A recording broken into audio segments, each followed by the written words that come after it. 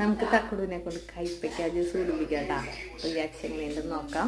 തക്കുടുവോ തക്കുടുവാ എന്നാ പിസ്ത ജ്യൂസ് അടിച്ചതാ.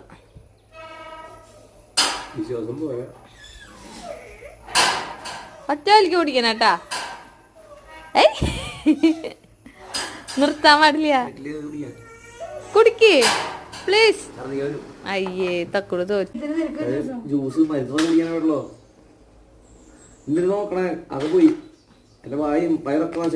നീ എന്നിട്ട് വേണ്ടേ ഞാൻ കുടിച്ചാലോ? ഞാൻ കുടിക്കാൻ പോട്ടാ.